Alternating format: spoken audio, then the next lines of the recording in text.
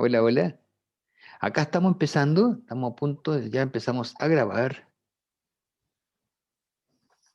Entonces, entonces, a grabar y compartir. Están viendo ustedes, ¿cierto? Una presentación, pero que no está en pantalla completa. Ya, ahora vamos a ponerlo en pantalla completa.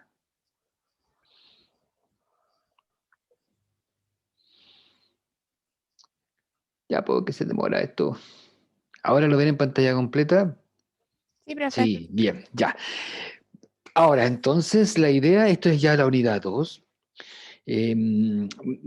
Principalmente ustedes ya tienen claro que un mensaje importante de la primera unidad y del curso en total, en completo, es esta visión sistémica. ¿Ya? La visión sistémica es muy importante. Normalmente, y esto es un pequeño paréntesis, pero normalmente el bioquímico tiene una mirada reduccionista, ¿ya? Una mirada que mira el detalle. Y nosotros, bueno, lo que uno percibe en la biología moderna es que además de manejar los detalles moleculares de los procesos biológicos, el bioquímico moderno tiene que tener la mirada también holística, tiene que tener la mirada de la totalidad.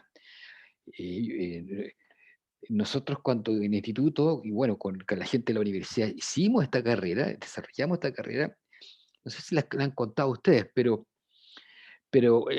hacer una carrera es algo muy difícil y muy, muy importante también, es una responsabilidad enorme.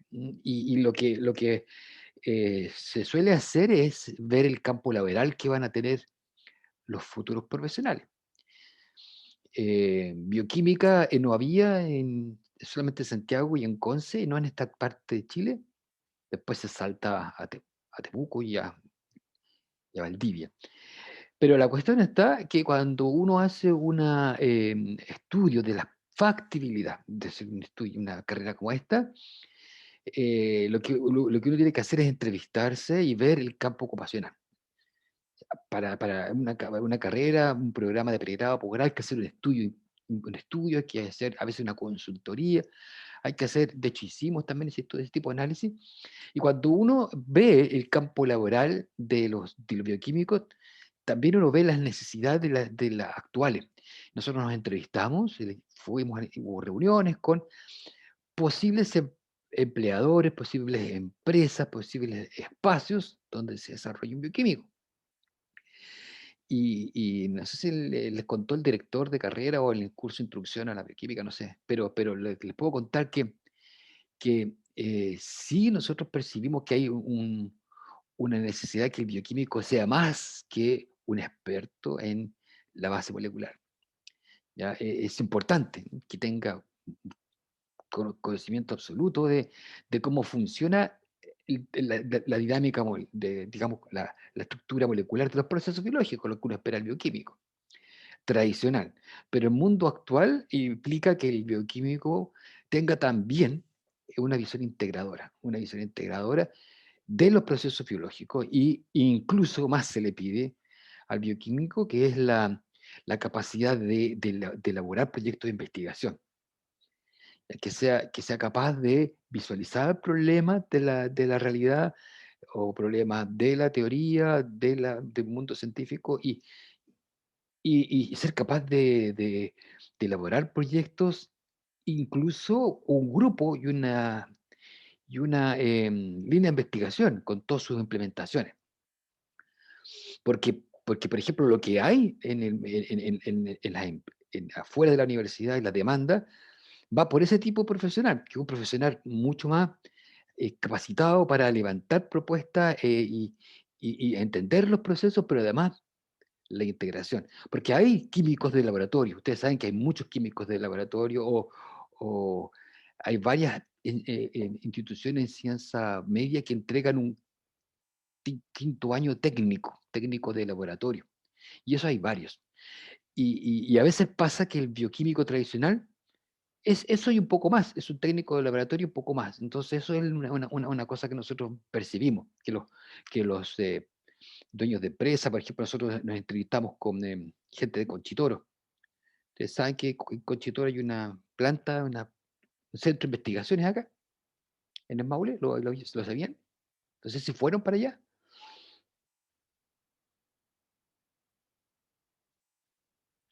¿no les ha tocado? Ahí voy a mirar el chat, voy a mirar el chat, voy para allá, porque hay algo que dijeron en el chat y te lo tengo pagado. Nosotros fuimos a la PF, ok, esa es una instancia también. Eh, Está también Conchitoro. A los otros de a los de la primera generación fuimos. Bien, Antonia, ok. Vieron entonces el centro. Entonces hay, y eso se ve que está creciendo en Chile, que es que las empresas están ahora tratando de desarrollar productos, tratando de desarrollar tecnología, tratando de desarrollar sus propias ideas, porque Chile es un país en general que importa ideas y las adapta. Esa es la estrategia de la adopción y adaptación. Que países que son, digamos, pobres en cuanto a tecnología, ciencia y tecnología, o que están empezando, en su primera estrategia es la de adoptar algo y adaptarlo. Por ejemplo, un modelo de algo se aplica acá, se adapta, pero no es una cuestión original, propia y exactamente afín a las cuestiones locales. ¿Ok? Pero Chile está avanzando lentamente a esta idea de que se generen ideas propias, contingentes, idiosincráticas, en el sentido de que corresponden a esta realidad, ¿ya? De la idiosincrasia de las ideas. Entonces, afortunadamente hay empresas que han decidido invertir en investigación y desarrollo, que es algo riesgoso, es un riesgo para muchas empresas, instituciones, incluso para el sector público del país, por ejemplo, instituciones públicas que desarrollan algunas actividades. Normalmente es arriesgado invertir en investigación cuando la investigación puede en muchos casos no conducirte a algo práctico o algo concreto, porque hay investigación, estás explorando. Entonces a veces es más seguro importar algo y adaptarlo. Pero los beneficios de desarrollar algo propio, y si eso algo resulta adecuado, es grande. Entonces, ¿para dónde voy? Voy a que en estas empresas que están desarrollando, son instituciones públicas que están desarrollando departamentos de investigación y desarrollo pequeños, ¿m? Que no son tan complejos como en las universidades. eh, estos departamentos sí están requiriendo de investigadores profesionales y que tengan esta visión del proceso del conocimiento científico en cuanto a un tema, pero además sean capaces de armar un laboratorio, sean capaces de liderar un grupo, sean capaces de mirar el detalle y la globalidad.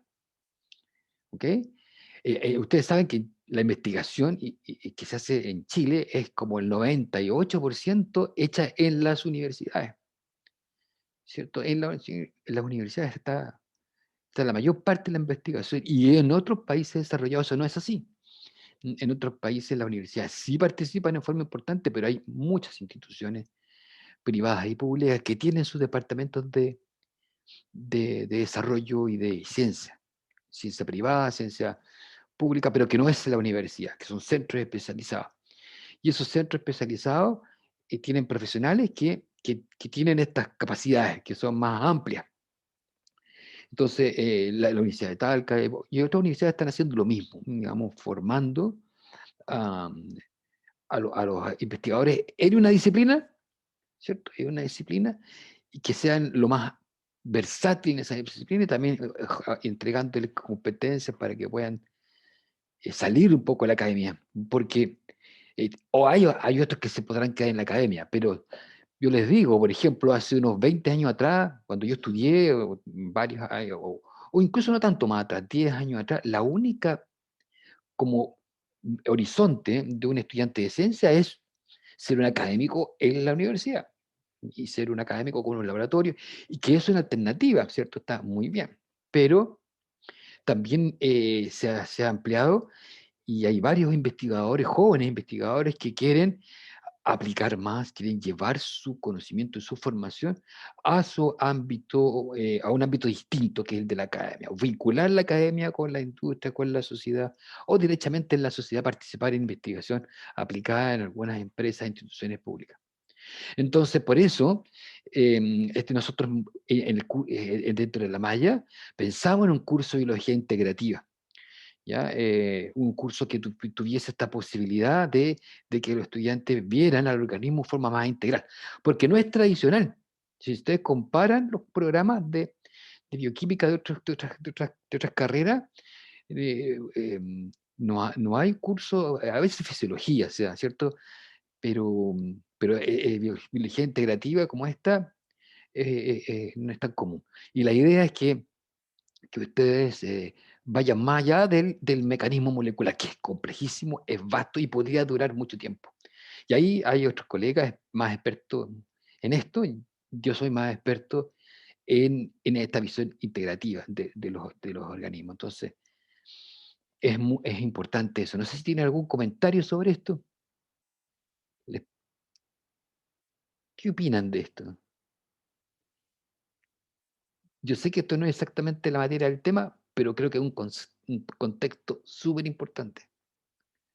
No sé cuánto tiempo le dedican ustedes a pensar en dónde están, para dónde van como bioquímicos,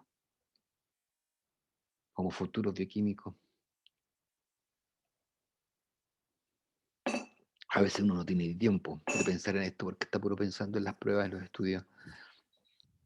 Primero hay que sacar el título, pero Hay que sacar el título, claro. Yo conozco a esta gente que ha sacado el título y no sabe bien qué hacer con él. Así que,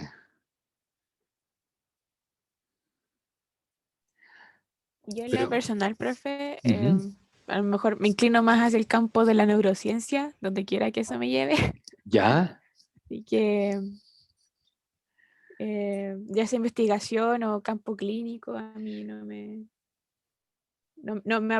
acompleja mucho cualquiera de los dos. ya. Qué bien, o sea, tú estás apasionada por un área, ¿cierto? Y esa cuestión también es fundamental, que te tiene que gustar y perseguirla. Y la neurociencia tiene amplios espacios. Pues ahora ha crecido, en Chile hay buenos neurobiólogos. Bueno, el ministro de Ciencia y Tecnología es un neurobiólogo, no sé si lo conocen ustedes, Andrés Kuhn, que es un buen neurobiólogo. En biología hay hartos biólogos metidos en las políticas públicas, por suerte. Porque tienen una visión integral, ¿ya? Eso también es importante. A veces, no es por mirarlo peyorativamente, pero a veces pasa de que otras disciplinas son demasiado focalizadas. En la matemática, por ejemplo, me ha tocado que los matemáticos rara vez se salen de su mundo, excepto algunos que empiezan a modelar, que salen de la matemática teórica a la modelación, ahí hay un avance importante. Pero, pero está la vía de la academia, ¿cierto? De investigar algo y sacar adelante, y a veces pasa de que eso tiene aplicaciones y eso también es útil. Les contaba el caso de esta investigadora, no recuerdo el nombre, pero que trabajó por hartos años en vacunas RNA y nadie la pescó, poco financiamiento, y ahora es famosa. Todo el mundo la cita, porque gracias a ella se han diseñado estas vacunas. Ok, pero el propósito es también tener esta mirada holística global que entrega la biología integrativa. Entonces, el principio de homeostasis tiene que ver con eso, tiene que ver con, con la mirada integrativa global del organismo, eh, que en el fondo se traduce en conjunto de fenómenos de autorregulación conducente al mantenimiento de una relativa constancia en la composición y las propiedades del medio interno de un organismo, ¿no? Hemos hablado de los sistemas autopoyéticos, autorreferentes y que también se autorregulan, que es la visión que nos entrega la neurobiología más moderna, la biología de organismos actual, que nos habla de estos procesos internos. Y esta interacción interna no es independiente del entorno, está vinculada con el entorno, pero tiene ciertas autonomías y que le permiten mantener, conservar su estructura y su organización. Esa es como la idea de la homeostasis, que puede estar moviéndose todo, pero el organismo mantiene ciertos niveles básicos de conservación, la conservación de esa estructura. Y como contábamos, la estructura también se organiza de alguna manera. Y ahí también está conservación de la organización.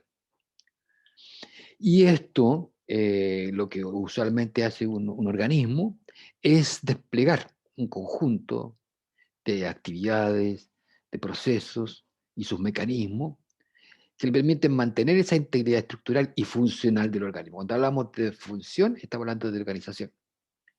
Entonces está la estructura y la función. Entonces el organismo despliega diversas actividades que conducen a mantener esa integridad. A eso nos referimos con homeostasis. Este concepto nace a nivel del organismo, del individuo. Sin embargo, se ha ido aplicando también a otros niveles de organización, particularmente al nivel ecosistémico, que vamos a ver más adelante en el curso.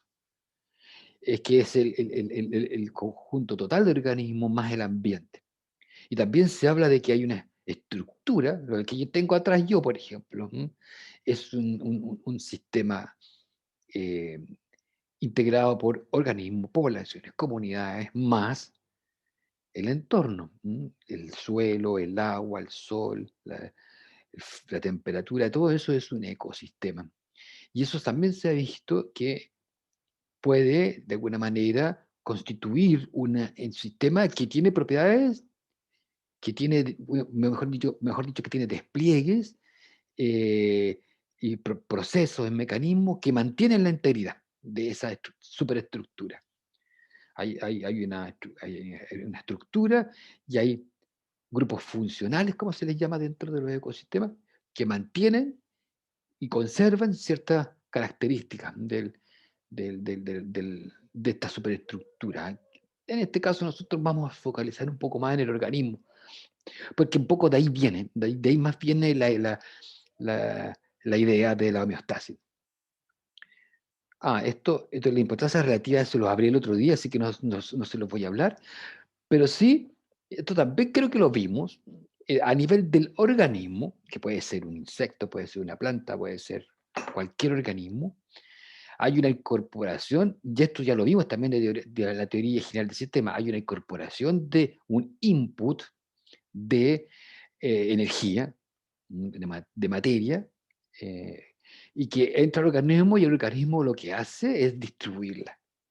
Son maquinitas, ¿cierto? Que tienen sus lógicas internas que normalmente esa energía la canalizan. En inglés se dice alocar, allocation. Bueno, hay una allocation, alocar es una palabra que no existe en realidad en español, pero a veces uno la escucha que cuando se habla en español de estos términos en inglés, se, se expresan de una forma como la alocar, y no existe. Alocar sería como volverse loco, pero no. Alocar viene de allocation. No está bien decirlo, ¿no? Está bien decirlo, es una asignación, pero en inglés lo pueden ver muchas veces que es allocation, o allocate, que es con doble L.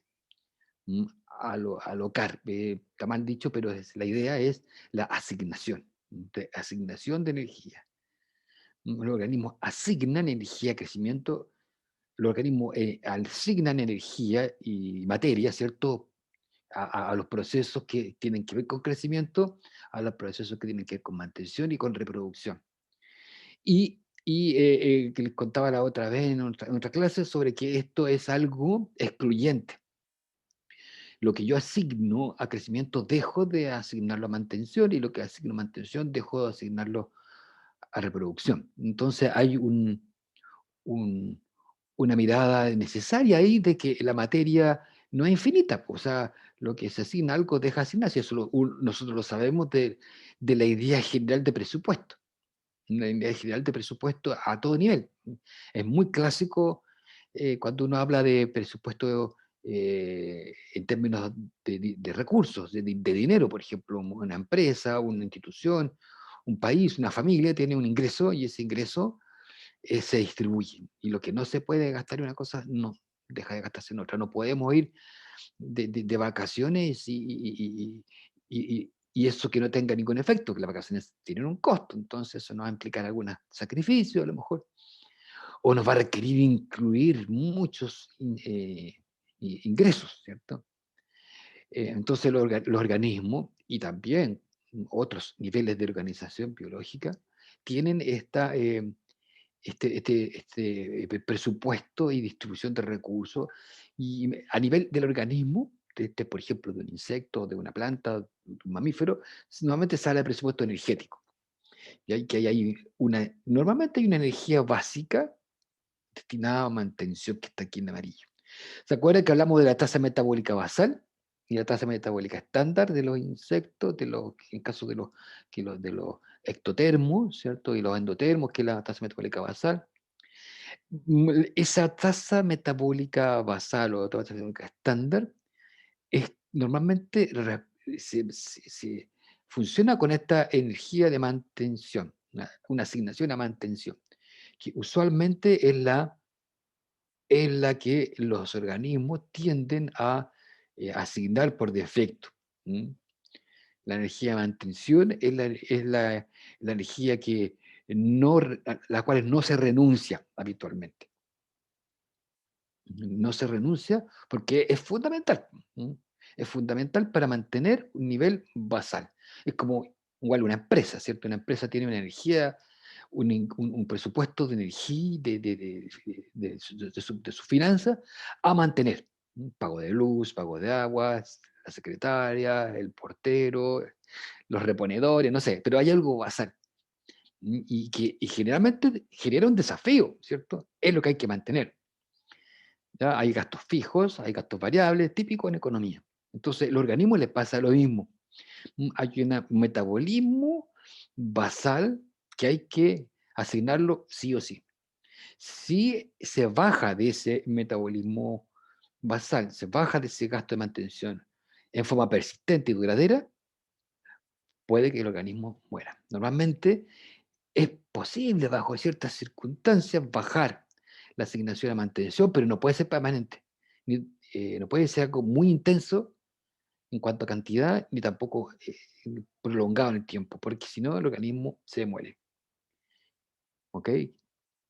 Entonces, eso usualmente pasa. Luego, los organismos, en realidad, tienen posibilidades de crecimiento y reproducción, que son que se dan si es que está ya garantizada la mantención. Entonces son pequeños lujos que se pueden dar los organismos. Si están cubiertas las necesidades básicas, es posible crecer y reproducirse. ¿Vieron en la película del pulpo? De mi amigo el pulpo, que les recomendé. ¿Quién la vio?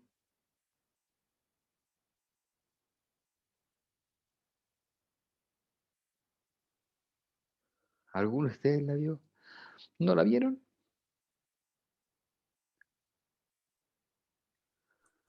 Aún no, profe.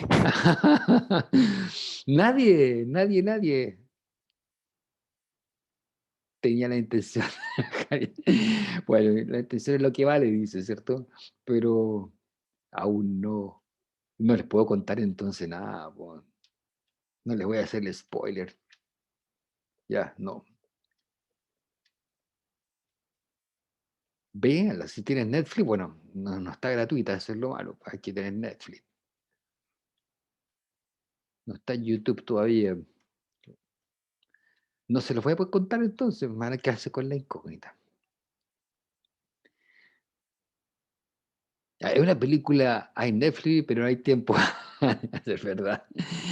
Es una película un poquito ñoña, yo la encuentro un poquito ñoña, pero tiene mucha biología, así que eh, está postulando a Oscar por documental. Tiene unas nominaciones por ahí. Eh, ya, no le voy a hacer spoiler, pero bueno.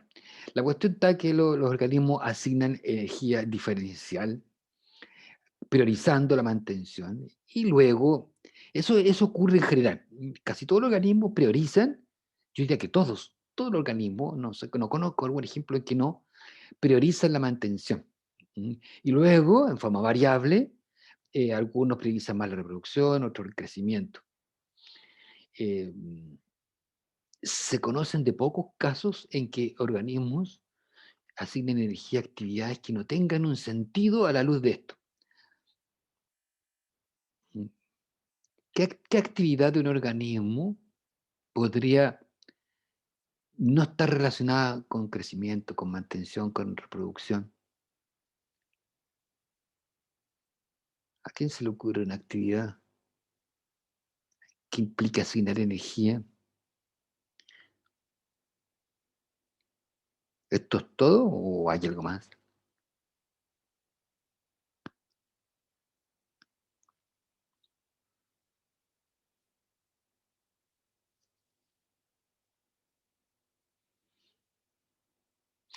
Ya, eso de la casa tiene que ver con claro, está muy bien, tiene que ver con la conducta de sobrevivencia.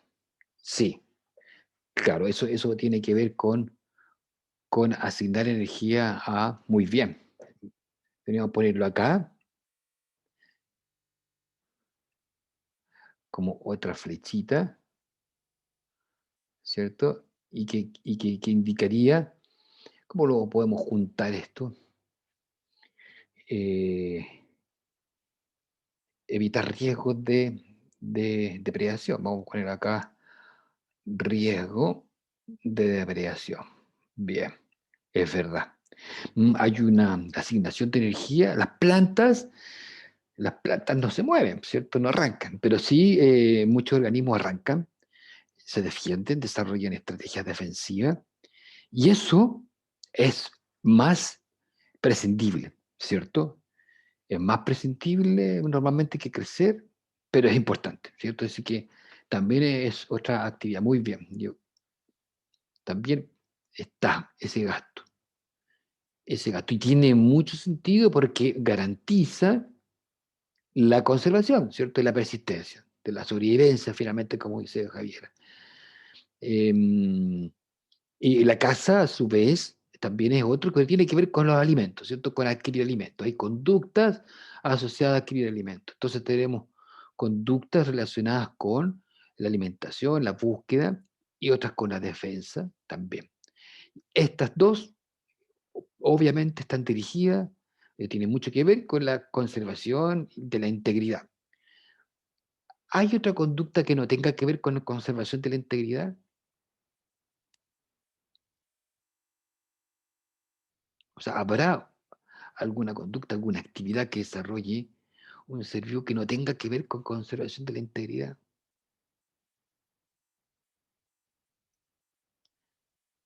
Porque de alguna manera todas estas están conservando y generando homeostasis. Pero ¿habrá alguna? Dejemos al ser humano afuera, porque el ser humano de repente es una cosa, somos un poquito distintos.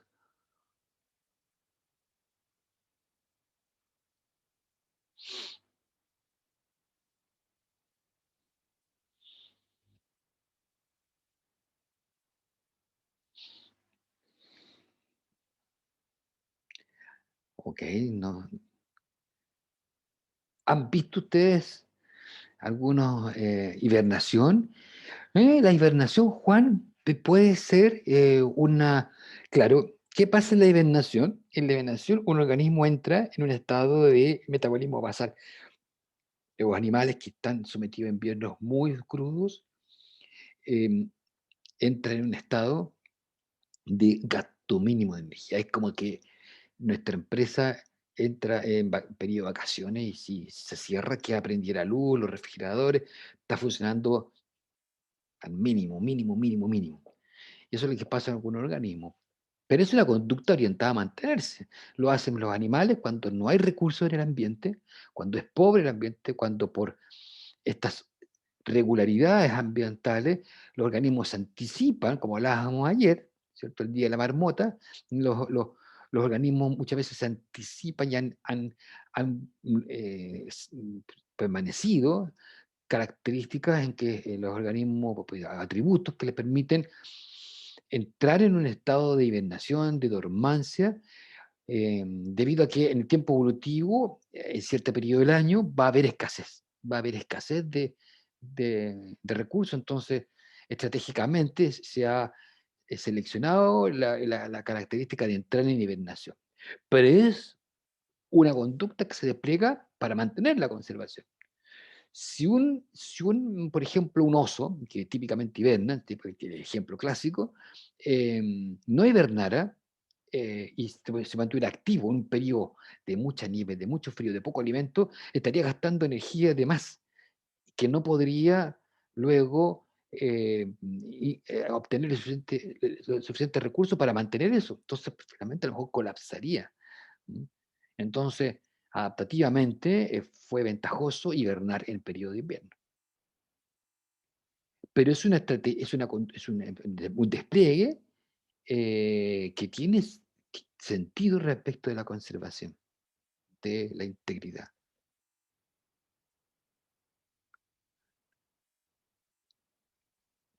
Es difícil encontrar algunas, ¿cierto? Es difícil. En el ser humano nos escapamos un poco, pero ¿han visto ustedes que algunos animales juegan? ¿Jugar? ¿Han escuchado eso? es común que los animales jueguen.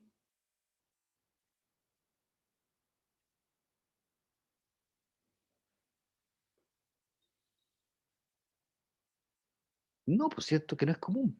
Hay conductas que nosotros hemos visto en algunos animales que pareciera que estuvieran jugando, pero no sabemos.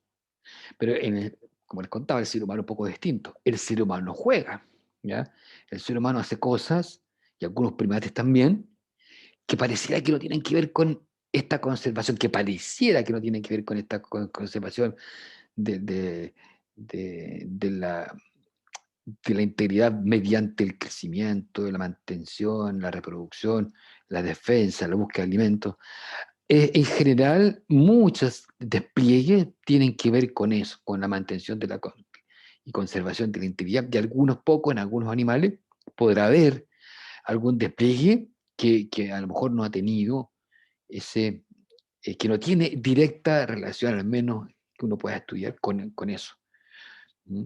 Eh, Jugar, por ejemplo, se puede entender también como un mecanismo de distracción, dado que el sistema nervioso a lo mejor está mucho tiempo alerta, entonces la distracción nos permite un poco reducir la tensión. Y eso termina siendo igual conservación de los niveles neuronales, por ejemplo,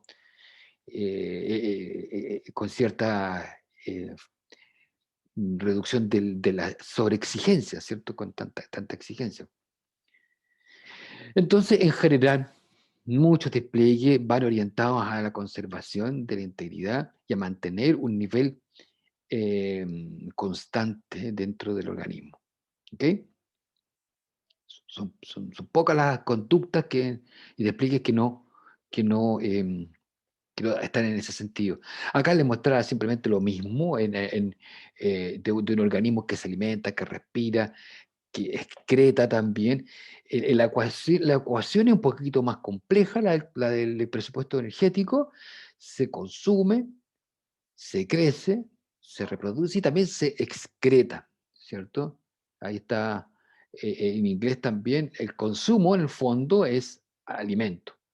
La mantención normalmente tiene que ver con la respiración, el mecanismo de respiración, de metabolismo. Recuerden que lo que hablábamos nosotros de las neuronas, que las neuronas necesitan ATP para mantener depolarizada digamos, polarizada sus membranas, su nivel eléctrico, electronegatividad. Hay gasto de energía para mantener.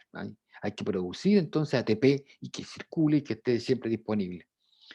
Crecimiento, podemos tener ese concepto de crecimiento, a veces se reduce, como está aquí, se le engloba muchas veces mejor con el concepto de producción. porque producir es más amplio e incluye el crecer y incluye el ahí está mal escrito, pero es reproducción, ¿ya?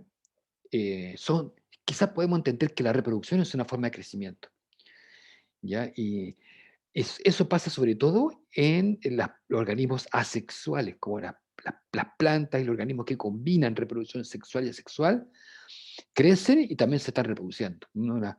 Las plantas tienen un crecimiento que es modular. El pasto, por ejemplo, imagínense el pasto va creciendo, pero se está reproduciendo a su vez vegetativamente. ¿Cierto? El pasto va creciendo con ramillas que se van extendiendo y es reproducción asexual y va creciendo al mismo tiempo. Pero si eso, pesamos todo eso y le llamamos biomasa y eso es producción finalmente. ¿Ya? Entonces la ecuación es un poquito más compleja cuando la dividimos y es que acá hay una mezcla de inglés y español. Bueno, feeding es la alimentación, la respiración, que es este metabolismo basal. ¿Se acuerdan que hablamos de la tasa metabólica basal y la tasa metabólica estándar? Se cuantifican mediante la respiración, ¿cierto? Esa es la forma global de evaluar el metabolismo basal y es con respiración, tanto por el consumo de oxígeno o como la liberación de CO2, pero ambos son indicadores de la respiración, un excelente indicador del metabolismo basal. Entonces tenemos lo que ingiere un organismo en alimentación, toda esa energía que entra, todo ese consumo, se va en respiración un porcentaje, se va a crecimiento, lo que no se gasta en respiración se va a crecer y a reproducirse, y también el resto se excreta. Hay un porcentaje que se excreta, que también es materia y energía, pero que no se utilizó. ¿No? Por alguna razón no fue utilizada en respirar o en producir y se excreta. Y a veces eso está disponible para otro organismo, muchas veces eso otro se recicla, muchas veces, claro, por ejemplo, es parte de los insumos de otro organismo, de las plantas, por ejemplo. Y eso depende del organismo, en diversas formas. En diversas formas, en algunos casos a través de fecas y orina. Hay diversas formas de excreción. ¿Ya? No es importante en este momento establecer todas esas diferencias. ¿Ok? Ahí estamos en lo mismo, ¿cierto? Aquí, en este gráfico, hay un concepto que es el de la asimilación. Esa es como que la idea de acá, de que lo que ingiere el organismo se gasta en calor, en respiración. Por ejemplo, en este pez hay una pérdida por las branquias, se pierde energía, se elimina alguna y se retiene. ¿Ya? Y a eso se le llama asimilado, a lo retenido se le llama lo que es asimilado. ¿Mm? En el fondo, de todo lo que ingiere un organismo, hay un porcentaje que es asimilado y va a producción y mantención, y lo que no es asimilado, en el fondo se excreta. ¿Ok? Que en la imagen anterior, acá nosotros tenemos la excreción, pero la excreción es el resultado de lo ingerido menos lo que es asimilado. Entonces, a lo no asimilado en el fondo es la excreta. ¿Ok? Acá está la idea también de la variación de este presupuesto energético. Esto es un esquema que se ocupa mucho para modelar gráficamente estos procesos de ingesta. Acá está la I, energía ingerida, acá al inicio, o sea, en términos de energía, calorías, por ejemplo. Ingerida, NU es la no utilizada, not utilized, la respiración y la producción neta. Entonces tenemos una suerte de gráfico que nos indica que este ancho es la cantidad de alimento, por ejemplo, cierta cantidad de calorías. Un porcentaje de esas calorías se va como energía no utilizada, el resto avanza dentro del sistema, pues es un sistema claramente abierto también, y que un porcentaje no menor se va en respiración. Y nos queda un poquito para producción neta. Producción neta porque hay una producción que se va digamos, a una total que puede estar destinada a otra parte, a otro crecimiento, a otro gasto. Entonces, en el fondo, tenemos que eso pasa en todo tipo de organismos. Este modelo puede funcionar y es variable si se trata de un conejito o de un saltamonte. Tenemos distintos tipos, pero en esencia uno puede aplicar este modelo a distintos organismos. ¿Ok? Entonces, son otras formas de verlo, forma más gráfica, pero este gráfico requiere de input de datos, o sea, requiere valores. Tiene que haber habido experimentos y estudios, esto se puede hacer. Y ahí se ha hecho no es tan antiguo esto, pero uno puede, por ejemplo, medir exactamente la ingesta calórica. Se hacen experimentos que ustedes alimentan, por ejemplo, a conejos con pellets de una energía conocida, exacta de alimento. Y ustedes ponen a este conejo en unas cámaras, cámaras de crecimiento, donde tienen su lugarcito para dormir, agua, qué sé yo, agua normalmente para que no se deshidrate, pero el alimento ustedes se lo dan en cantidades fijas y luego pueden medir el consumo de oxígeno y puede empezar el conejo antes y después, entonces se pueden establecer valores a estos gráficos y uno tiene una medida exacta de el presupuesto energético. Y si ustedes a esto le suben temperatura, le bajan temperatura, van a tener el efecto que tiene la temperatura sobre el presupuesto energético. Y eso es súper importante para ver cómo se desempeñan los organismos. Pueden ponerle sensores de temperatura corporal al individuo, pueden hacer estudios enzimáticos, pueden hacer estudios fisiológicos del individuo mismo, pero a la larga uno puede poner estimaciones de cómo los organismos asignan energía, cómo alocan, como les contaba al inicio, cómo ocurre esta allocation de distintos, de sus recursos a distintas actividades. Aquí quería mostrarles también una cosa que suele, para lo cual se suele utilizar esta idea del presupuesto energético, que es justamente la idea de animales bajo estrés. El estrés está considerado acá como condiciones externas, que están definidas también por los rangos en que el organismo se desempeña. Hay un perrito estresado, ¿cierto? De tantas llamadas telefónicas. Un perro director. Entonces tenemos que este concepto de estresado se refiere a que hay algo que está por sobre o por debajo de los niveles normales, por ejemplo, de, en que vive el organismo. Está fuera de su óptimo, ¿cierto? ¿Te acuerdan del óptimo? Que tenemos el óptimo, que son los rangos intermedios de despliegue, de desempeño ante una variable, que puede ser temperatura, puede ser a pH. Entonces, ese despliegue lo conocemos, esa curva de variación del desempeño la conocemos porque hemos estudiado el organismo. No es una opinión del investigador.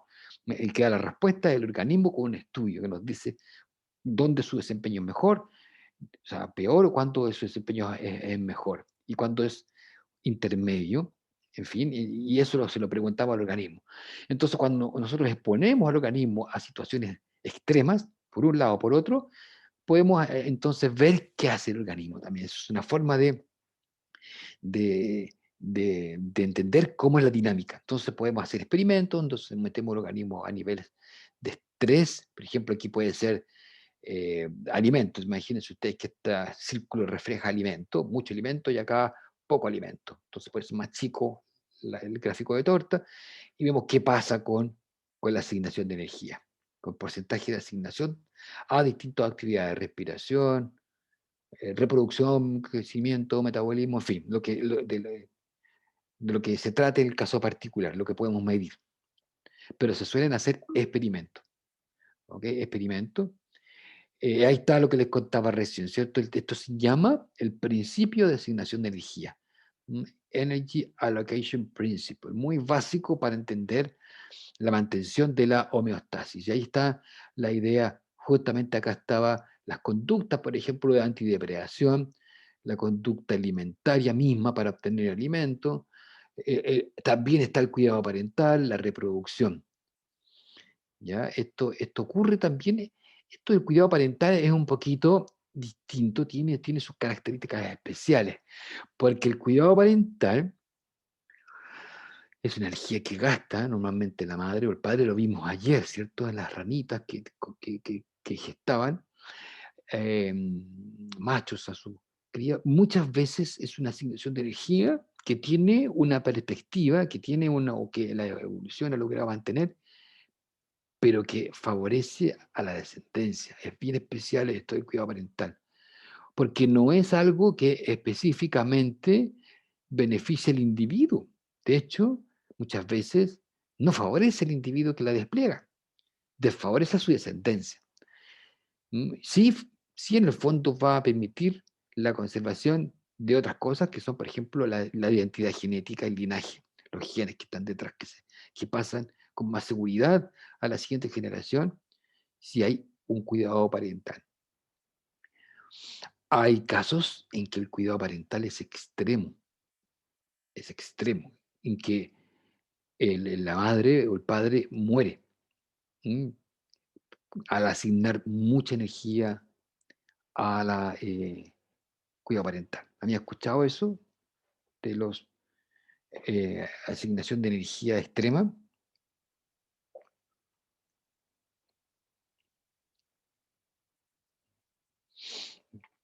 No. Ujú.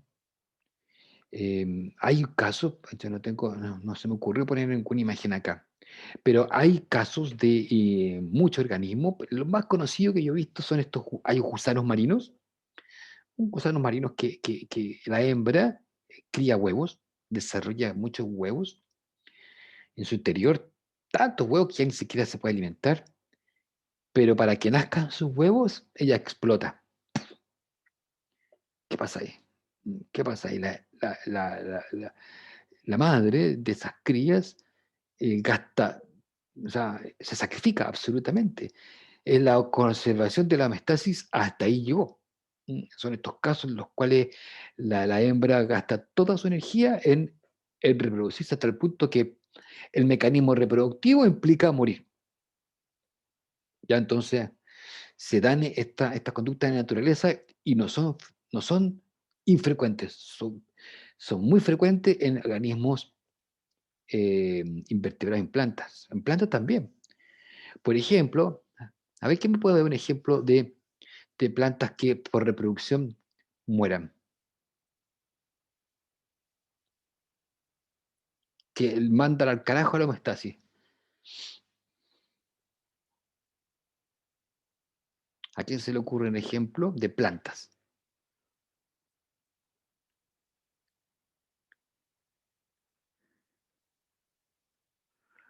que por reproducirse lleguen a morir? ¿Conocen alguno?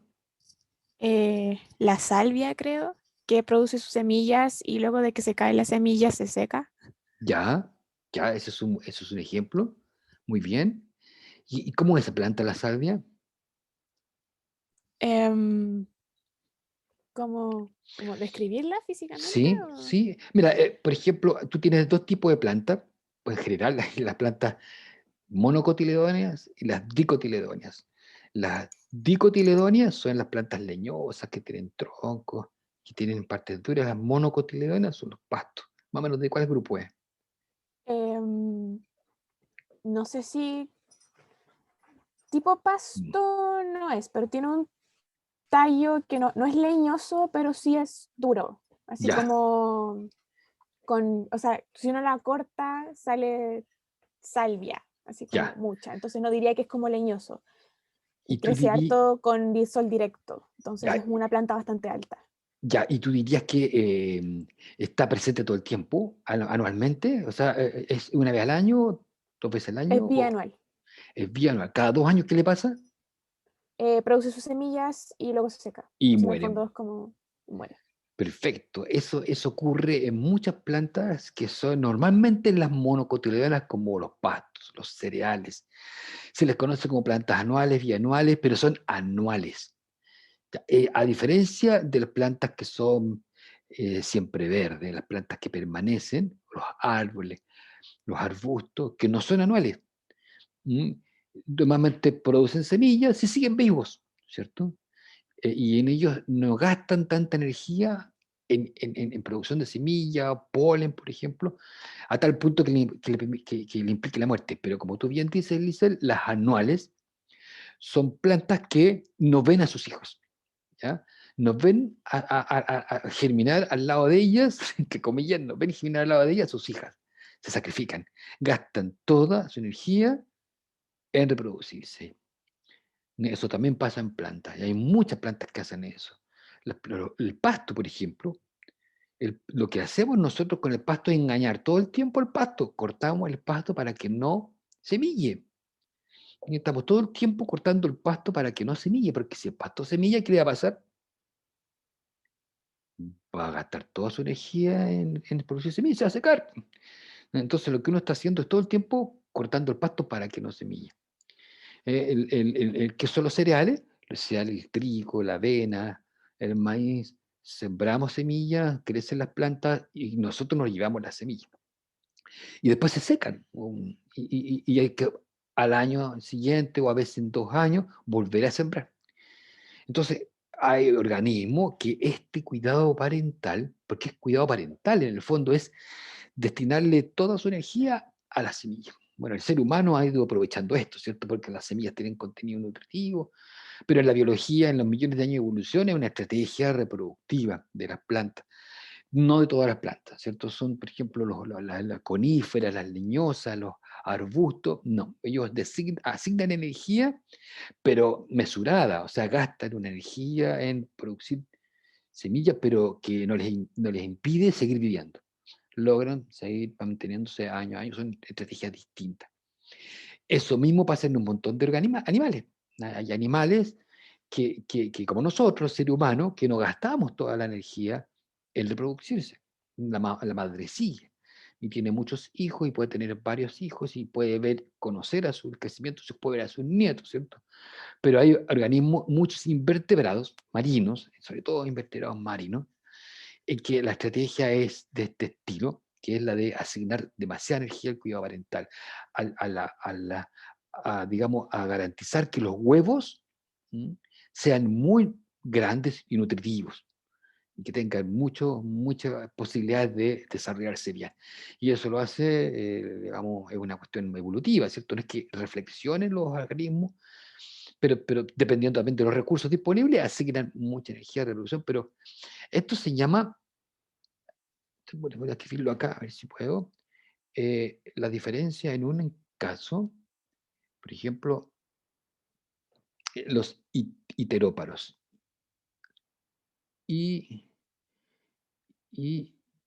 iterópatos, me escriben aquí, horrible letra, pero iteróparos. Itero, ¿qué significa? Itero significa que se repite. Y paro es como el parto, ¿cierto? Iteróparo. Iteróparo quiere decir que se reproduce muchas veces y que no muere después de cada evento de reproducción. Y nosotros somos iteróparos. ¿Ya? Iteróparo quiere decir que se reproduce. ¿Y cuál será lo contrario? Esta yo no creo que la adivine. Este es lo contrario. Semélparo. Viene de una diosa griega que se llama Semele.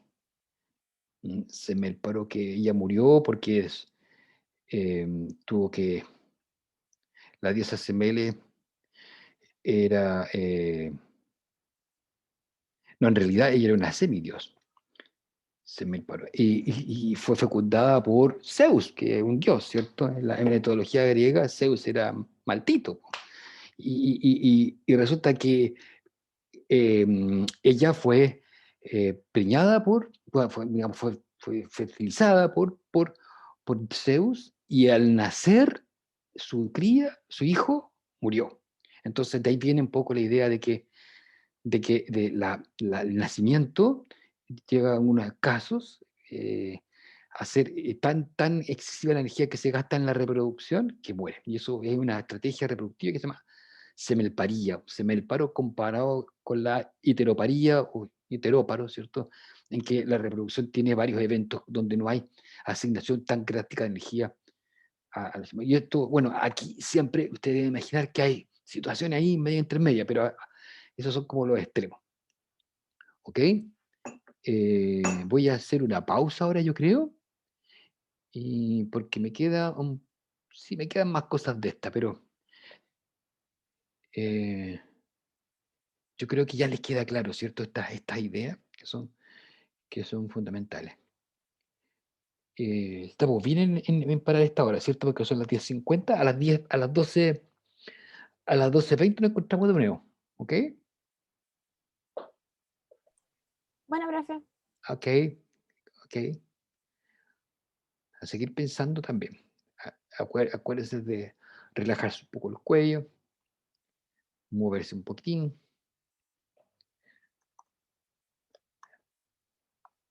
12:10.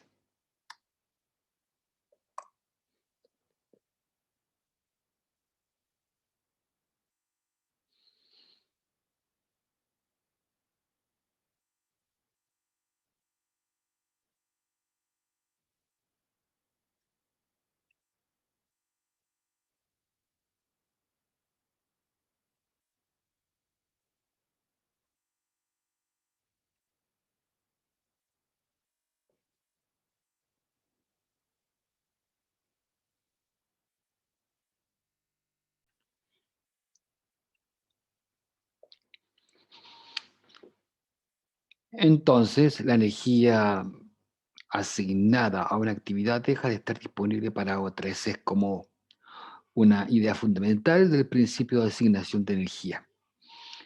Y surge aquí también la idea de compromisos.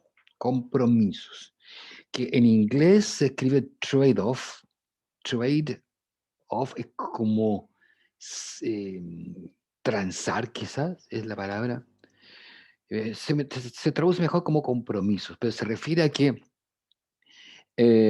si hago esto y me comprometo con algo, ya dejo de tener disponible una actividad para otra. ¿Ok? Muy común en la literatura de asignación de energía, de fisiología también, esta idea de los compromisos. Mientras más se asigna una actividad, menos queda para para otras actividades, debiera decir ahí.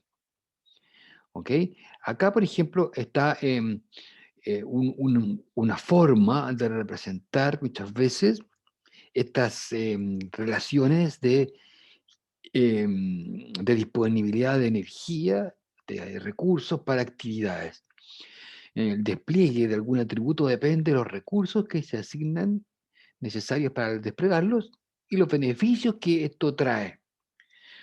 Usualmente, a través de los millones de años de evolución, los despliegues que realiza un organismo vienen y se conservan a través de las generaciones porque han dado beneficios.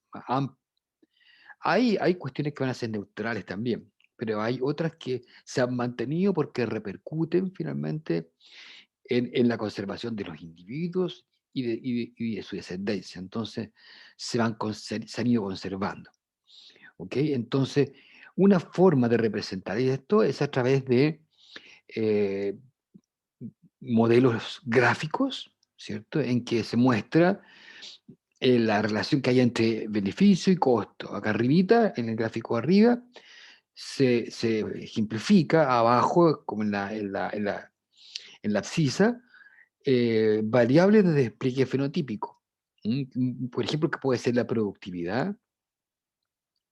em, a ver, déjeme ver si está bien. Sí, bueno, es una, es una variable, por ejemplo, mejor dicho, que podría ser el alimento. Acá abajo, el alimento, aquí en la abscisa y la ordenada puede ser el despliegue de algo. Entonces, se produce que hay un costo, por ejemplo, de alimentación, puede ser, ¿cierto? Que involucra a lo mejor un costo creciente. Los organismos, ¿se acuerdan de las curvas de crecimiento, densidad de alimento y conducta, por ejemplo, con un insecto o un animal, mamífero, vertebrado, se alimenta linealmente de acuerdo a la disponibilidad y luego hay una asintotata? Son las curvas de tasa de alimentación. Bueno, eso por ejemplo, hay una cantidad de recursos y los organismos a veces se van alimentando, ¿cierto? Y van aumentando el costo de alimentación.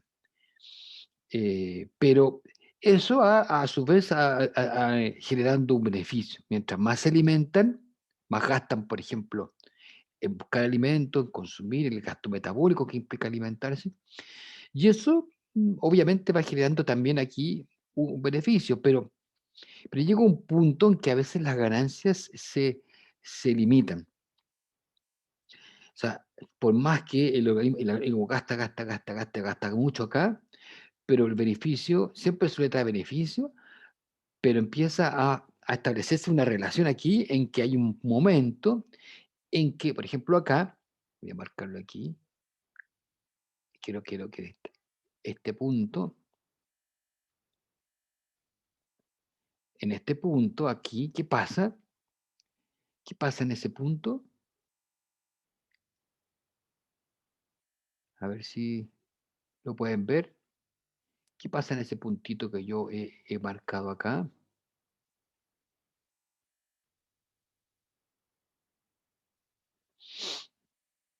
Aquí arribita, aquí en esta esquina. Supónganse que esto de acá es productividad, como dice acá. La productividad. El costo empieza a sobrepasar el beneficio. Muy bien, pero en el punto exacto. En el punto exacto. Está bien lo que dices tú, Juan, pero ¿qué pasa en el punto exacto en que se cruzan? ¿Cómo lo describirías tú? El costo es igual al beneficio. Muy bien, ¿cierto? ¿Y qué quiere decir eso en el fondo? Que lo que gasto se compensa exactamente con el beneficio. ¿Mm? Antes de eso, estoy recibiendo más beneficio que el gasto. Y después de eso, el costo empieza a sobrepasar el beneficio. Entonces es un punto de una suerte de equilibrio, ¿cierto? Es una suerte de equilibrio que me dice ya, justo lo que avanzo es lo que necesito y no hay más ni menos. Es una compensación exacta. Lo que yo he gastado lo recupero exactamente. Y no me queda margen para nada, po, ¿cierto? Aquí no me queda margen. Es como que si en un negocio yo vendo exactamente lo que me cuesta. ¿Qué pasa si en un negocio alguien lo que invirtió y todos los insumos y lo vende a tal cantidad que es exactamente lo que le costó todo eso? ¿Qué le pasa? ¿Qué le pasará a esa empresa, por ejemplo? No obtiene ganancia exactamente, no hay beneficio. Y si no tiene ganancia, ¿qué no va a poder hacer? No va a poder hacer retiro, no va a poder crecer, no va a poder formar otra sucursal, no va a poder modernizarse. Va a estar ahí justo al límite. Puede ser, ¿cierto? Puede ser perfectamente. No hay productividad. Claro, lo que puede ocurrir entonces es que sí va a reemplazar la pérdida, porque está justo manteniéndose, está como la bicicleta andando en un mismo punto, pero, pero no poder avanzar en realidad. Entonces, esa es lo que nos muestra esta curva, de que antes de eso, acá hacia abajo, hay ganancias más que las inversiones. O sea, en el fondo, el organismo tiene costos de mantención, de búsqueda, de lo que sea, ¿cierto? Costos de defensa. ¿Mm? Por ejemplo, lo que hablábamos un rato. ¿Cuánto un organismo gasta en defenderse? ¿Mm? En defenderse. Y entonces, si ese gasto en defensa le da un beneficio alto, es buena desplegarlo. Entonces, aquí en este gráfico se muestra esas dos curvas de costo por un lado, beneficio por un lado, y la diferencia es un margen, es scope que se refiere al margen. Y ahí hay un punto que es óptimo, como se muestra acá abajo. Este gráfico tiene una mirada distinta que a través, por ejemplo, de la productividad en ese despliegue, y aquí justo hay un óptimo. Entonces, por ejemplo, ahí se observa que es el mejor estado, y es donde un organismo, tal vez si se mantienen las condiciones, va a tratar de hacer, de desplegar, gastar a tal punto que tenga un máximo beneficio. Se supone que la evolución eh, apunta hacia eso. No siempre se da, aquí es súper variable, pero hay varias evidencias que muestran que hay un- una situación óptima. Hay subóptimos también, situaciones que están previo o antes del óptimo, pero este sería un estado beneficioso, porque no estoy gastando de más ni de menos. ¿Ya? Imagínense ustedes la conducta en vez de defensa de un depredador, de una presa, pensemos en el gasto de un depredador que sigue, un león que sigue la gacela. ¿Ya? El león puede estarla siguiendo por mucho tiempo. Y si gasta tanta energía, que es más que la que le implica el retorno energético, a lo mejor ya no tiene sentido. ¿Cierto? Si está siguiendo la gacela y gasta tanta energía, más que la energía que va a recuperar alimentando esa gacela, no tiene sentido. Entonces, ¿qué va a pasar? El león seguramente se va a decir, ya, mejor la dejo ir, esta gacela era muy rápida, y voy a consumir tanta energía en que no va a ser conveniente, entonces se pasa de esa línea, ¿cierto? Se va a un costo mayor que los beneficios, entonces, chao, eso es lo que debería hacer. Y eso pasa también. Eso he visto, hay estudios que muestran que muchos organismos tienen este tipo de conductas, porque en el fondo en este scope se mantiene la integridad, en todo este margen hay mantención de la integridad, porque el beneficio es mayor que el costo. Hay en algunos puntos que son el más grande el margen, entonces el sistema debería tender, el organismo a comportarse de esa forma, a gastar a asumir ciertos gastos para obtener mayor beneficio. Pero lo que pasa es que la distribución de los recursos, por ejemplo, sabemos que no es heterogénea, hay variabilidad temporal, espacial, es todo heterogéneo, los organismos van a ir a buscar recursos, van a gastar energía de búsqueda de presa, de alimentos, y eso va a tener también sus inversiones que son óptimas, ¿cierto? Para obtener el recurso proporcional y ojalá más. ¿Ok? Aquí quería mostrarle una teoría, no sé si esto lo han visto por ahí, pero es una teoría que habla de que los organismos, como por ejemplo este pájaro, esta ave es una rapaz, va a elegir dietas, distintas presas, por ejemplo, una serpiente, una lagartija, un ratón, qué sé yo, ¿cierto? Distintas presas. Y según la teoría, hay una teoría que se llama teoría de forrajeo óptimo. Forrajeo significa, es como es un término más amplio que alimentarse, ¿eh? Se refiere a uso de recursos, ¿ya? En inglés. En inglés se dice foraging, pero en el fondo la traducción sería forrajero.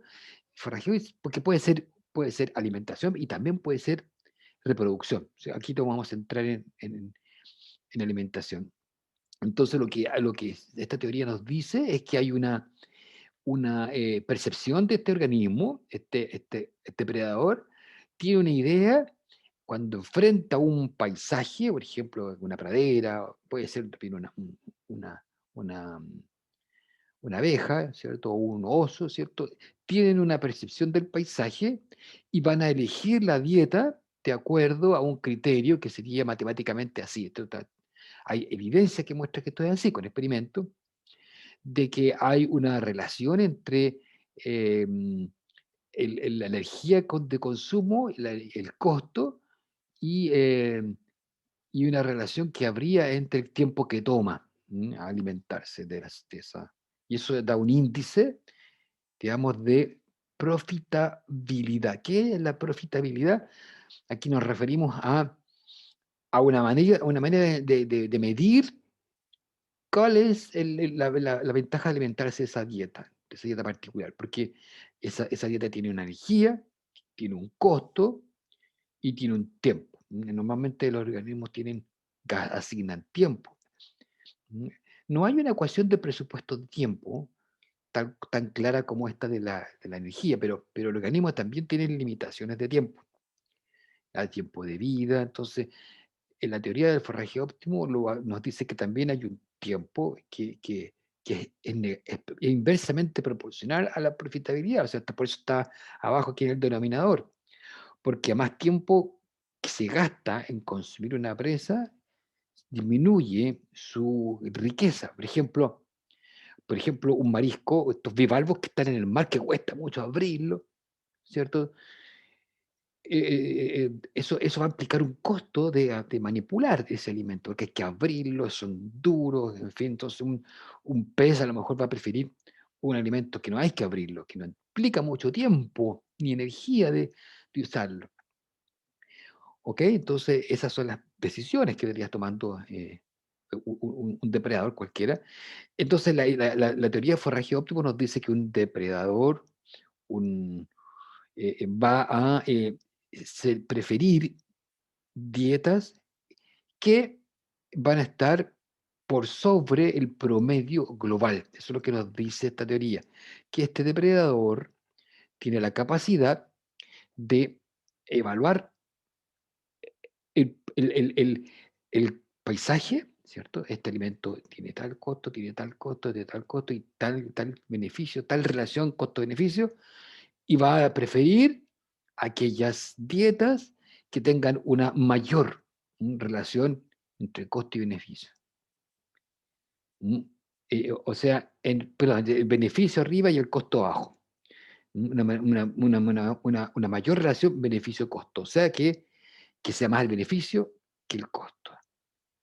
Entonces va a ir a preferir esas dietas. La evolución debería haber generado esas habilidades en los depredadores para evaluar eso e ir prefiriendo a sus dietas, incluyendo a sus dietas siempre y cuando cumplan con este principio de que sería mayor al promedio general.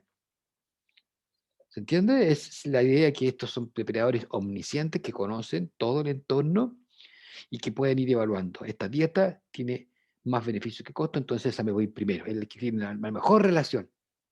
¿Mm? Es como, y esto tiene una visión bien economicista, hay que decirlo también, es bien influida por la visión economicista del funcionamiento del organismo, eh, y tiene que ver con eso, con cómo ir incorporando dietas, la decisión de incorporar dietas, con el fin de maximizar las ganancias y minimizar los costos. ¿Ya? Eso es un modelo que se llama de forrajeo óptimo y que va a ir, por ejemplo, este ítem tiene una flecha más gorda porque la relación de los costos y los beneficios es mayor y esa va a ser la primera a la cual debería preferir. Después la que tenga el segundo, que podría ser después esta y al final esta dieta.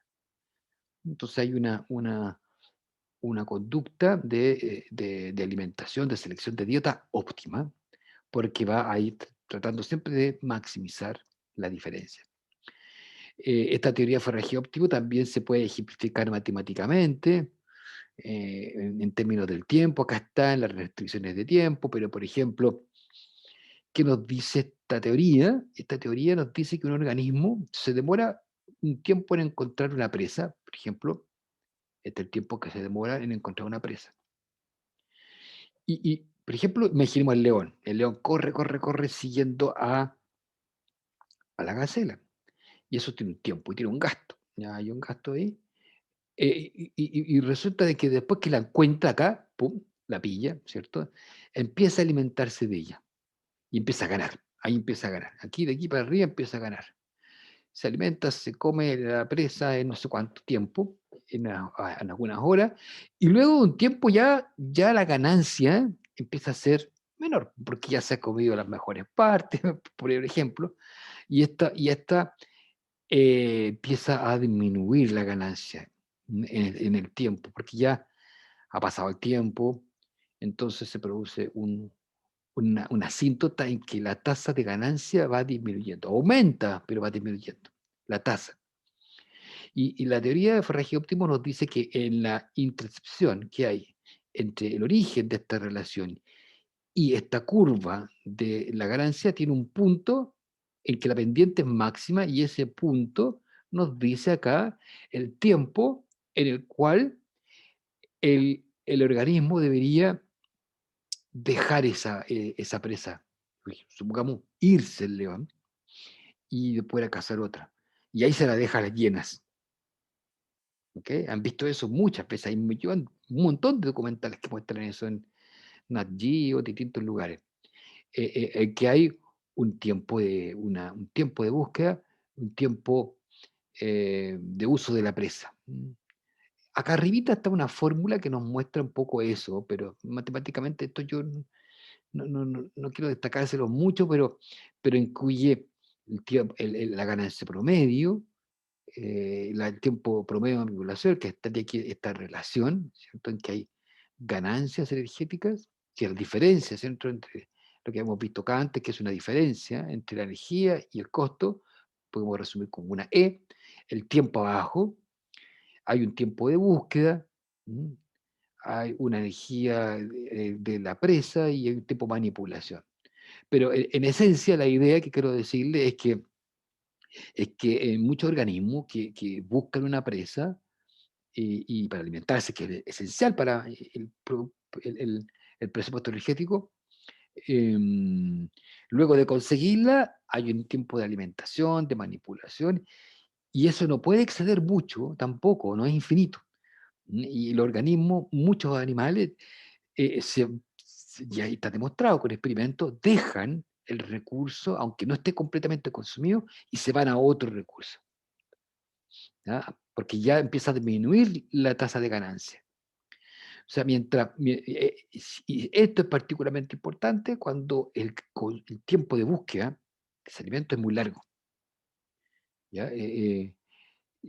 Lo que hace el organismo es invierte mucho a tratar de recuperar la energía invertida, entonces a lo mejor el tiempo en que va a ocupar a ese recurso hace más tiempo. O sea, un león, imagínense ustedes, que se estuvo 2 horas siguiendo una gacela y la pilla, no la dejó porque igual sabe que va a tener un retorno. Porque si después de 2 horas ya está muy cansado y la deja, entonces, ok, aquí esta gacela no me conviene, porque estoy gastando mucho en cazarla y después no voy a tener el retorno. Pero si no ocurrió eso, si finalmente igual la energía de recuperación es mayor, ahora, si gastó mucho tiempo en eso, va a tratar de recuperarlo mayormente, entonces no la va a dejar tan pronto, va a alimentarse hasta el último huesito, por decirlo así. ¿Ok? ¿Se entiende la idea? Esto imagínenselo para otras situaciones, que es como lo más típico, un león en el Kalahari, en África, siguiendo una gacela, que hay muchas imágenes de eso, pero esto pasa con muchos otros organismos, en aves, en una serie de organismos que, que todo es súper importante la conducta de alimentación, la conducta de incorporar recursos, es muy importante. Ups, se me apretó la música aquí. Pero un poquitín que apreté sin querer. ¿Cómo cierro esto? Ya, ahí voy a cerrar esta cosa. Ya. Eh, entonces, sigamos con... bueno, estos son modelos un poquito más específicos, pero quisiera dejar esto para después, porque en esta media hora me gustaría contarles un poco más sobre lo que les dije al inicio. Ya vamos a seguir hablando de estas relaciones de costo y beneficio que tienen mucho que ver con mantención de la integridad y la hemostasis de los organismos. ¿Ok?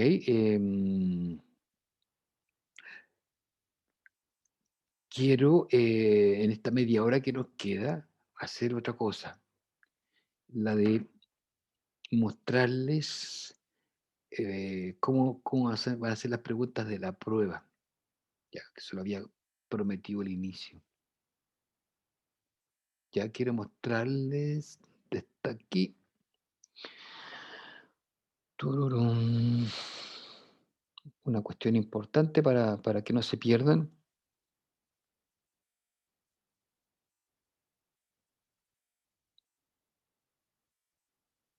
Lo tenía abierto, pero ahora está cerrado.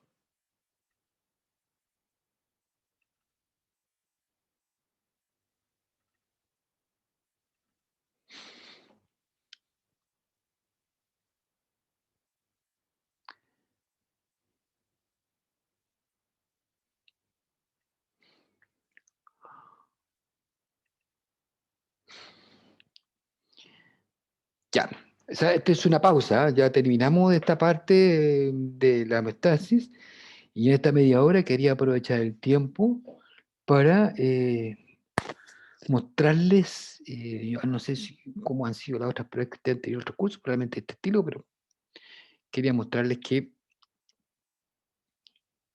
cuál sería la idea de la evaluación que hay que hacer.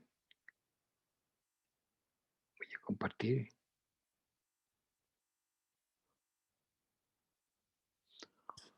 Ujú. Bueno, ¿dónde está?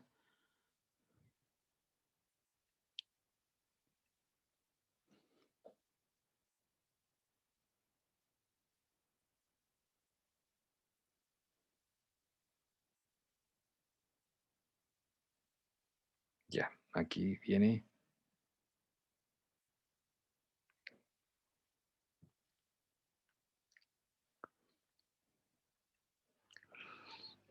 Ya, quería mostrarles más o menos, obviamente esta pregunta no se la voy a hacer en la prueba, pero quería mostrarles cuál es la idea de prueba. ¿Ya? La prueba va a tener enunciados y un enunciado podría ser el siguiente. Ya, aquí normalmente va a haber una situación particular, pero se intenta que ustedes reflexionen sobre lo general que puede tener una situación particular. Ya, aquí yo les voy a mostrar un problema real, muy probablemente, y, por ejemplo que aquí hay una conducta que desarrollan unos insectos que tiene que ver con producir, pinchar células al interior de las plantas. ¿Ya? Eso lo sabemos nosotros. Pinchan células para acceder a donde se alimentan, que es los vasos fleumáticos. Y se ha visto que con instrumentos electrofisiológicos se ha visto de que ellos pinchan células y que hay un potencial negativo al interior de la célula y se produce lo que se llaman caídas del potencial. El potencial dentro de la célula es negativo, entonces esto es un registro electrofisiológico del potencial de acción que se genera, más que nada de la caída de potencial.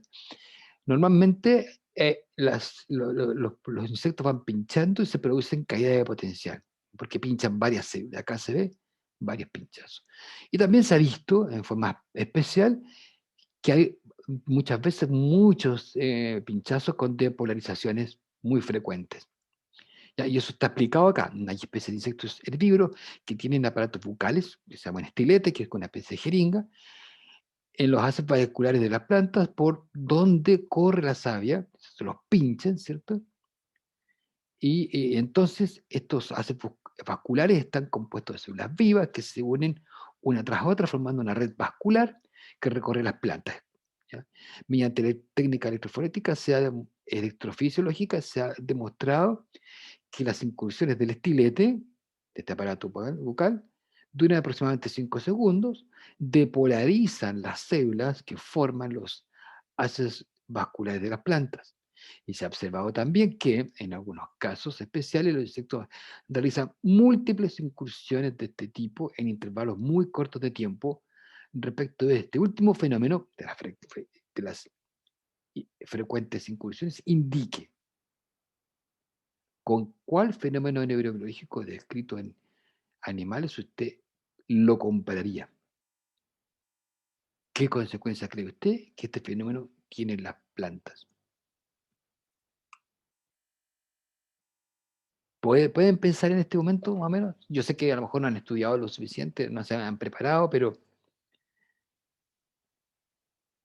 ¿recuerdan algo que les suene? ¿Dejé de mostrar? Ah, profe, pero dejé la diapo. No alcanzaste a leer. Ah, ya, perdón. Aquí, ¿esa?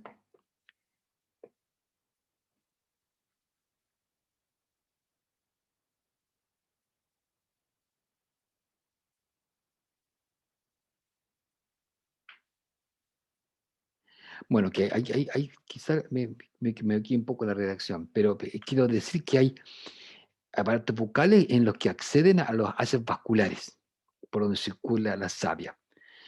Estos haces entonces son células vivas, ¿cierto? Que se unen una tras otra formando una red. ¿Ya? Esto es de verdad, o sea, las plantas tienen haces vasculares que son como sistemas nerviosos. Mediante técnicas electrofisiológicas se ha demostrado que las incursiones del estilete, estas que son pinchazos a las células, duran 5 segundos. Y como es negativo, se ha visto que te polarizan, las perfecto, la antifacilitación y facilitación sináptica. Estamos frente a eso, pero hay algo más. ¿Se acuerdan? Cuando es recurrente, ¿se acuerdan que pasaba que hay eventos, hay unos que son de corto plazo y otros que son de largo plazo? ¿Recuerdan que tenemos cuando un estímulo es muy frecuente?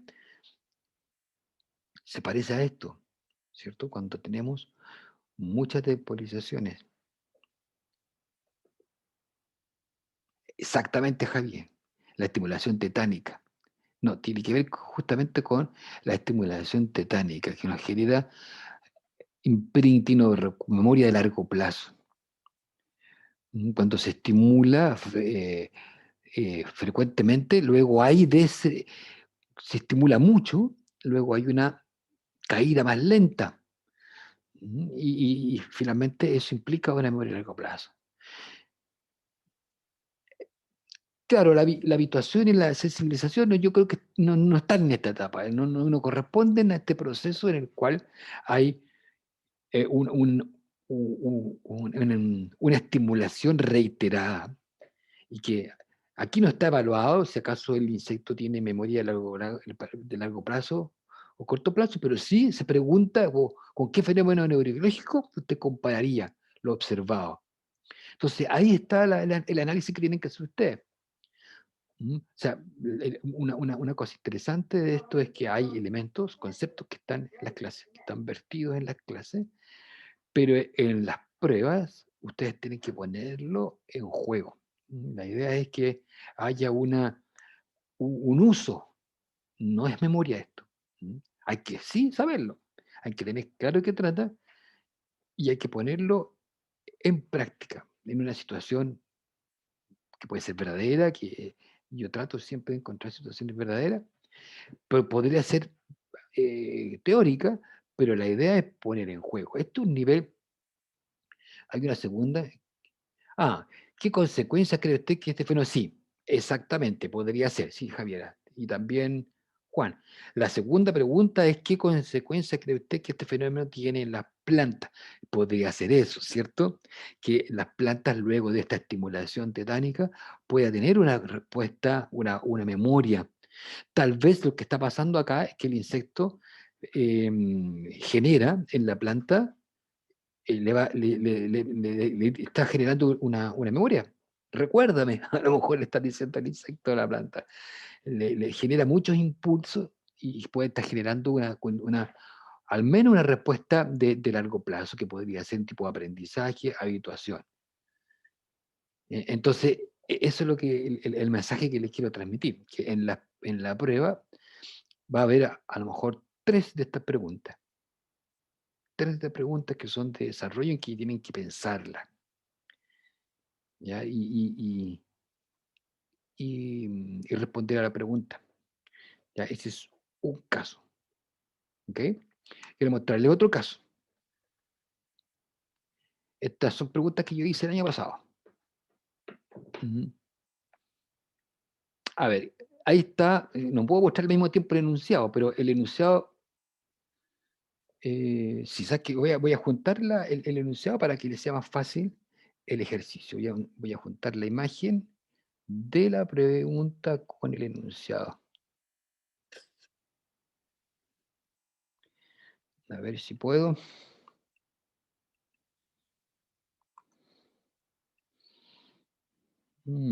A ver, tengo algo medio compuesto acá, pero sí puedo.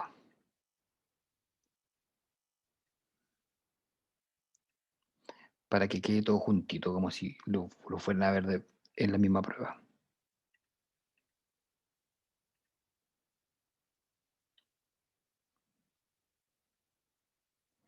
Ya. Porque si no, aquí vamos a estar saltando de una diapo a la otra y no va a ser tan bueno.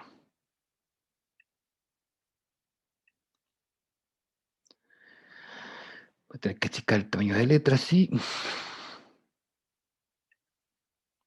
Me quedó bastante chica la letra.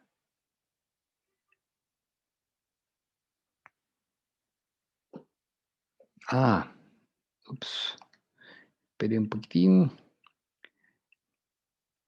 Vale la pena esperar, en este caso. Ya. Acá está el enunciado junto con la figura.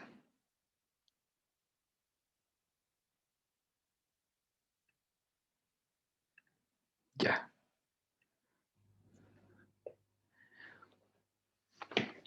Ok, entonces, en la figura se muestra un grupo de neuronas.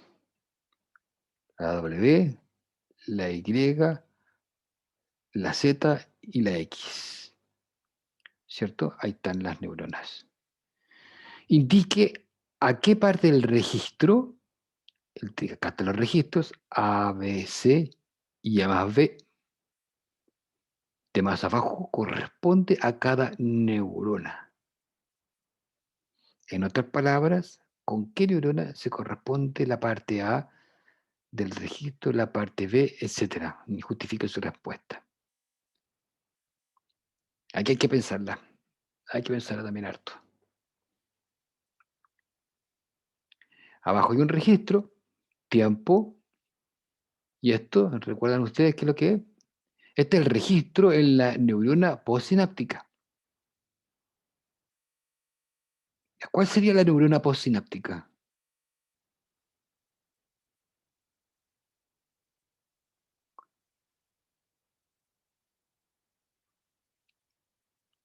¿Cuál sería la neurona postsináptica? X, bien. X. ¿Cuáles serían las presinápticas? W, Y y Z. Muy bien. Básico, ¿cierto? Porque tenemos acá los somas, los axones, la dendrita y esta es la postsináptica. Y el registro está hecho en la neurona postsináptica. Aquí dice registro en neurona postsináptica. Entonces, ¿qué pasa? Piensen en la neurona postsináptica. Tenemos este registro en la neurona postsináptica. Entonces tenemos un primer registro.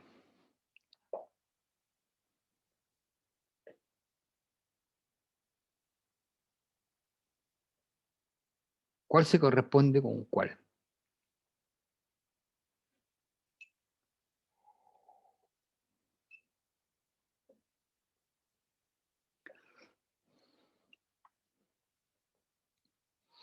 A ver, X. A ver, espera, primero veamos qué dice aquí. Javier dice que X sería A más B.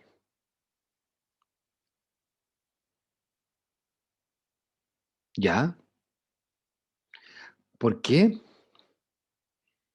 Vamos a ver, es que también dice lo mismo Elise, ¿o no? Claro, ¿qué estaría ocurriendo aquí?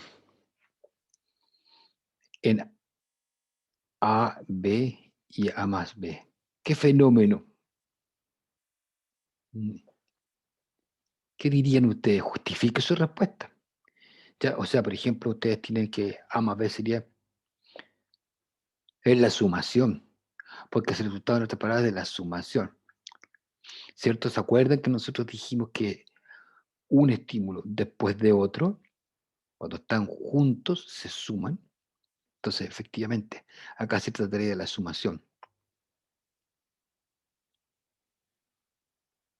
Entonces, ojo, que A más B sería alguna de estas neuronas.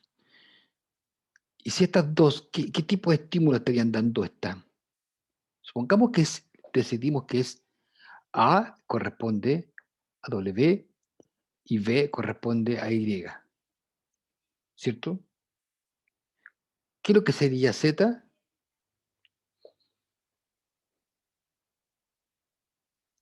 ¿Qué tipo de estímulo? Ya, hiperpolarización.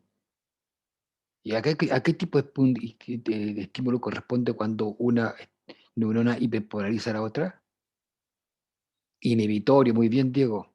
Muy bien, Juan. Inhibitorio. Porque está alejándonos del nivel extremando la electronegatividad. Y eso implica que la neurona está muy lejos de ser depolarizada. Entonces no va a responder. ¿Ok? Pero lo han hecho bien. O sea, ahí están los conceptos que se usan acá, que se aplican acá, que se integran acá. Entonces hay que pensar bien estas preguntas. No es fácil hacer preguntas, hay que pensarla, pero la idea es que no se trate de que ustedes memoricen, ni que eh, vomiten conocimiento, como vulgarmente se puede decir, sino que lo ocupen para armar algo. Y se dan distintos tipos de respuestas también. O sea, las pruebas yo tengo una pauta, pero hay tolerancia y depende de cómo los estudiantes respondan. A veces no dicen las palabras exactamente, pero sí está la idea detrás. Y eso a veces cuesta verlo, pero eh, se percibe, ¿sí? En muchos casos, que el concepto exacto, sí, la palabra perfecta no está, pero sí está la idea. ¿Ok? A ver si tengo otra acá o no. Creo que esas son las dos ejemplos que quería mostrarles. Me parece que sí. Las otras preguntas de la prueba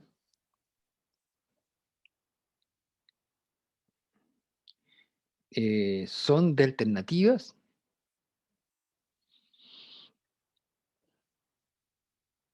Normalmente son de alternativas un poquito más concretas en esos términos, ¿cierto? De referirse también a reflexionar, pero ya un poquito más relacionadas con, em, eh, por ejemplo, si se conocen bien lo que hay detrás de un concepto.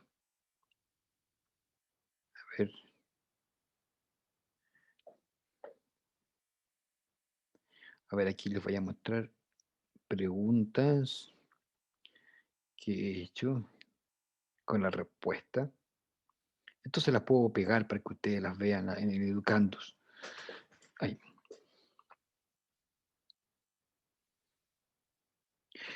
Por ejemplo, ¿qué es lo que más limita la percepción de un determinado olor?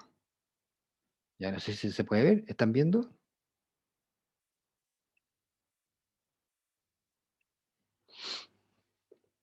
¿Qué es lo que más limita la percepción de un determinado olor? La concentración del estímulo, el ruido ambiental, el número de receptores, el número de proteínas enlazantes de olores, condiciones ambientales. ¿El ruido? Está marcadito en amarillo y lo que es. Ah, perdón. Estas preguntas son difíciles, yo lo encuentro difícil. Si fuera alumno, lo encontraría difícil, porque uno dice aquí todo es importante. ¿Mm? Todo puede ser importante, porque de hecho puede ser que el ruido, puede ser que la concentración, pero el que aquí es el que más limita, ¿ya? Y ahí tienen que pensar usted. La percepción de un estímulo tiene distintos componentes y algunos de ellos son muy relevantes. ¿Qué pasa si no hay receptores? Podrá haber ruido, pero si no hay receptores. Podrá haber condiciones ambientales medio estresantes, pero si no hay receptores. Podrá haber pocas proteínas enlazantes de olores, pero si no hay receptores, no hay percepción.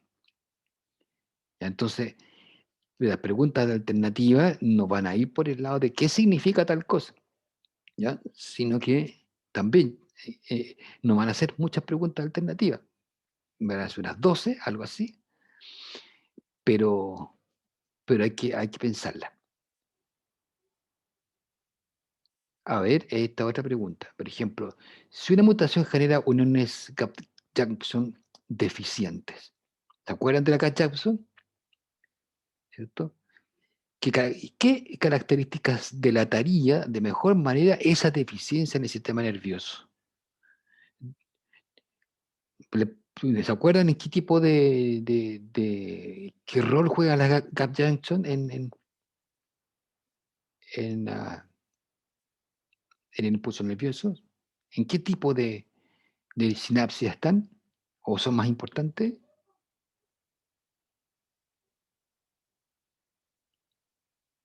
Eléctrica, muy bien, Juan. No, la sinestesia es otro fenómeno, pero las gap-junction son las proteínas que unen neuronas y están muy relevantes en la sinapsis eléctrica. Entonces, eso ya lo tenemos que tener claro, ¿cierto? Recuerden, está en las clases, el gap-junction importante para las sinapsis eléctricas. ¿Qué pasa ahora? ¿Qué características tienen las sinapsis eléctricas con respecto a la sinapsis química? Son mucho más rígidas, menos regulables, hay menos plasticidad. Entonces, por ejemplo, lo dijimos también en clase, que estas uniones sinápticas no están asociadas justamente a respuestas asociativas, de aprendizaje en general, no. Estas son respuestas rápidas de reflejo, del arco reflejo, que tiene que ver con percibir el estímulo y responder inmediatamente. Entonces, la sinestesia no, la sinestesia es algo que tiene más que ver con el procesamiento. El tétano también tiene que ver con el aprendizaje, la memoria también tiene que ver con y no están asociadas a sinapsis eléctricas, están más asociadas a sinapsis química. Entonces, importante que ustedes estudien muy bien la diferencia de la sinapsis química de la sinapsis eléctrica, porque tiene un montón de consecuencias.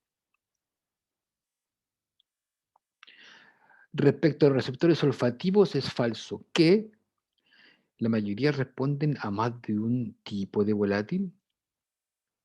Es falso que también es importante este tipo de preguntas porque ustedes tienen que seleccionar lo que no corresponde y es un poquito tortuoso, pero te hace descartar y seleccionar lo que es relevante de lo que tú dices, no, esto en realidad no es relevante, no es importante o no ocurre.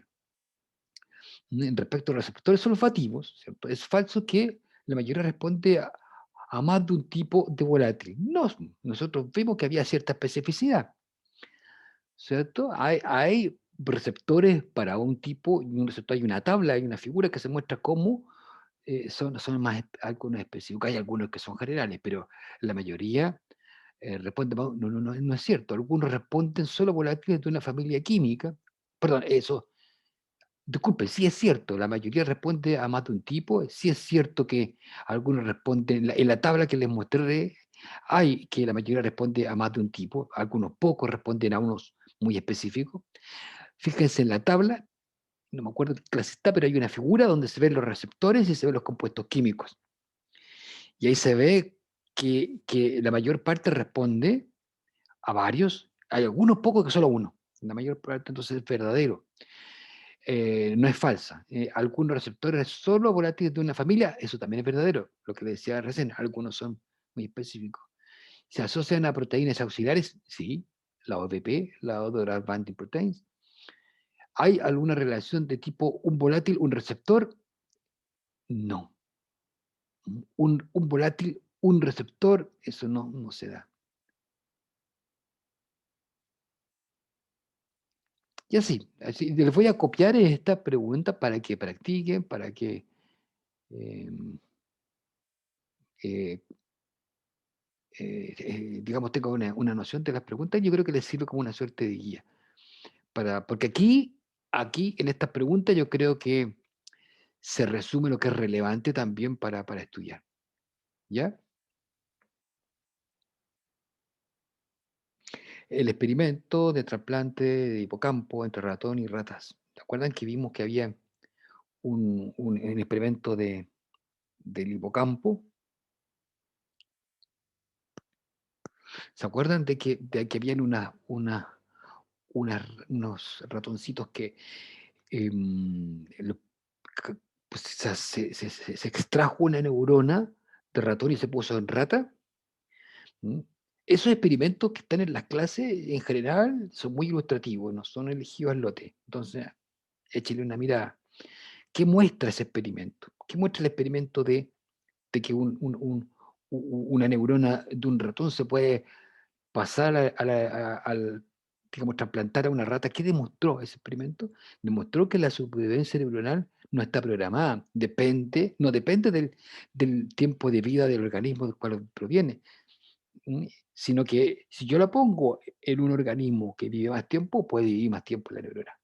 Y eso implica entonces que la neurona no tiene una muerte celular programada, va a depender de las condiciones que esté viva, el tiempo de vida del organismo receptor. Así que obviamente esta pregunta no se la voy a preguntar, Profe, pero ¿sí? profe, disculpe, lo que pasa es que yo tengo prueba de otro ramo ahora, Ya, me voy a ya, retirar ya, ahora. ok, sí, estamos cerrando, son la una, Ok. así que yo voy a subir esto, ok, voy a subir esto para que lo estudien, Gracias, profe. ¿ya? Chao chicos, son la una, así que yo también me tengo que ir a almorzar. Bueno, por suerte yo puedo almorzar ahora, los otros tienen prueba. Chao chicos, nos estamos viendo. Que esté bien. Chao, Chao, profe. chao.